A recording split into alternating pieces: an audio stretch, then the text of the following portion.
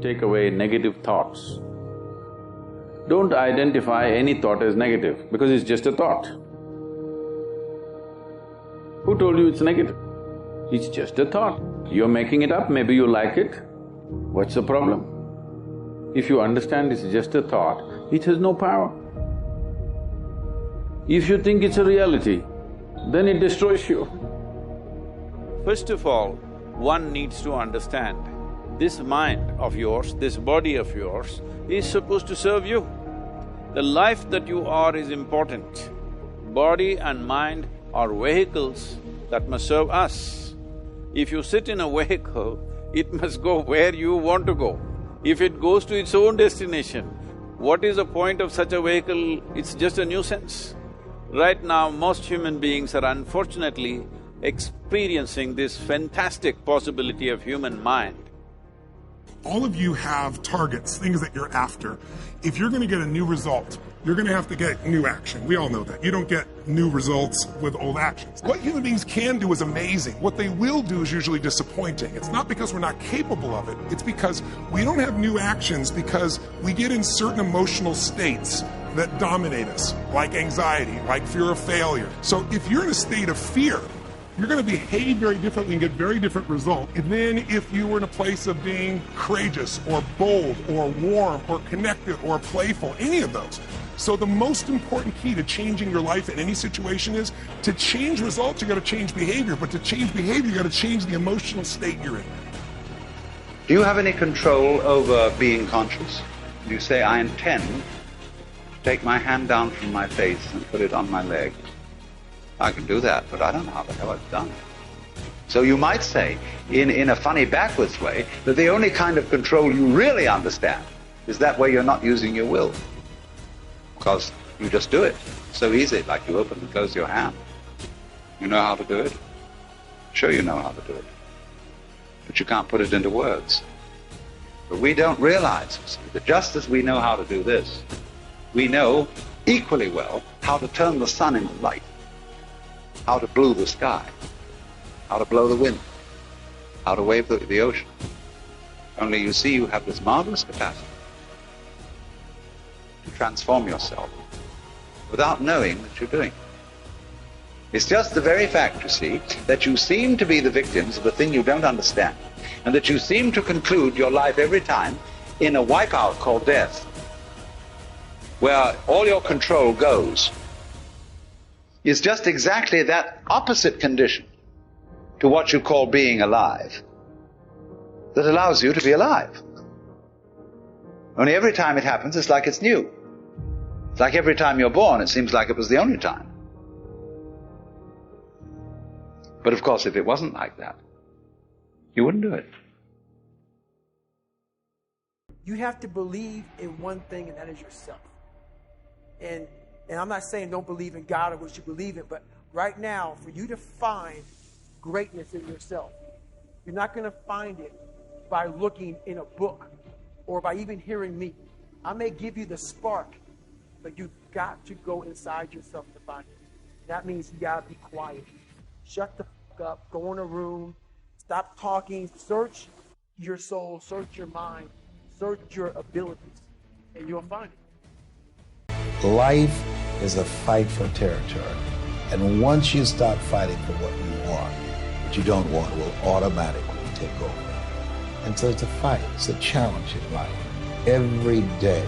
And what we have to do is embrace it. What we have to do is see it as a project to be worked on. I read something once that I live by. It said, in life, you will always be faced with a series of God-ordained opportunities, brilliantly disguised as problems and challenges. My greatest moments didn't come from my greatest moments. My greatest moments came from my greatest defeats. Because it was during my defeat that I had to find a way to get back up. And maybe allied with the desire to find other things or people to blame. But the other possible option is that you have something to say or do, right? Because you're in a situation where you're violating your own internal ethical standards and you're being required, pressured, let's say, to say things you don't believe or to do things that you believe to be wrong. And you need to determine, you need to start to strategize and plan how you can rectify that so that you can say what you mean. Like if you're negotiating with a marital partner, for example, and there are issues in your marriage that aren't making you happy, well, the first thing is you have to take note of that, right, to see that you're actually unhappy. The second is that you have to be willing to engage in a certain amount of conflict, because in order to sort out what's disturbing you, you're going to have to lay your concerns out on the table and say, well, look, this is bothering me. You don't have to say, well, I'm right and you're wrong and you have to fix this. You have to say, well, I've noticed that this pattern of interaction or lack of interaction, say, in our relationship is making me resentful and angry. And the danger of that, of course, is you're going to take it out on yourself and your partner. The danger is passive aggressiveness. You know, you're not going to respond to your partner positively when they do something good if you're resentful about them. And you're not going to respond to yourself properly. And so you have to lay it out on the table, but sort of in a spirit of ignorant humility. It's like, look, I'm frustrated. I'm feeling this way about our relationship. Here's what I think might be going wrong, maybe on my part and maybe on your part. And here's what I envision as a possible solution. That's also really necessary if you're going to say what you have to say, which is to manifest yourself properly in the world. Is you can't just complain about what's wrong. You have to think, well, what would my minimal preconditions for satisfaction be? You have to offer that to the person that you're negotiating with. And so then you learn to abide by the truth to the degree that you can do that. And no one does it perfectly, no, but it's very useful because you're not storing up a whole sequence of memories about how you were unfairly treated and abused and betrayed. Instead, you're trying to stay on top of it and to note your unhappiness and dissatisfaction when it manifests itself, and to accept that that's the case, and then to analyze that to see if it's your problem, like I said, with regards to maturity, or if it indicates that there's an injustice in the manner in which you and the world are interacting, and then to work to set that right, even in small ways. And so it's a matter of characterological development, and that makes you stronger over time. And partly what you need, in order to do that is you have to really understand, and we do this is why we built, in the future authoring program, we built this section where you have to outline your most dismal future, right? What your future would be like if you let all your bad habits and characterological weaknesses have the upper hand. And the reason we did this is because you can't straighten yourself out merely as a consequence of hope. Let's say you lay out a vision for the future and you think about what your life would be, what you'd like your life to be like. And then that makes you hopeful and it motivates you because it gives you something worthwhile and higher order to work for, right? And that's useful. That's positive emotion working for you, because positive emotion is experienced in relationship to goals.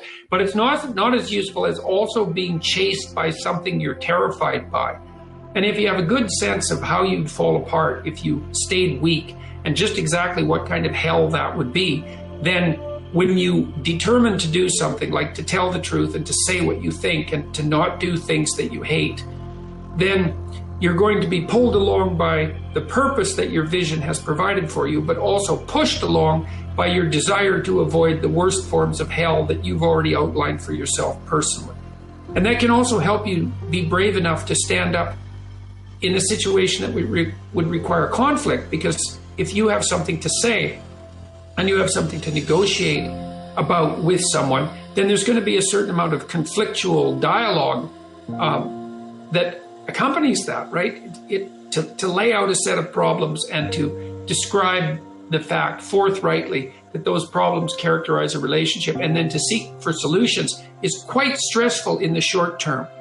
And it's really easy to avoid. And so people avoid it all the time. And then they store up grievances across the span of the relationships. And eventually the grievances mount to the point where they return in monstrous form and just eat everything up. That's where you get divorces, or that's where you explode at your boss and end up fired, or that's where you develop high blood pressure over 15 years because you can't stand all the accumulated monsters in your closet, and then you drink yourself into oblivion because you can't stand your life. That's all, very counterproductive. But it's easy to avoid that necessary conflict on a moment-to-moment basis because it's very stressful to speak forthrightly about genuine conflicts, especially when you're dealing with important parts of your life. But otherwise you don't straighten them out, and then you have to carry all that forward. So you need to be terrified of the consequences of not speaking your piece. And that can counterbalance the terror of actually trying to have a conversation.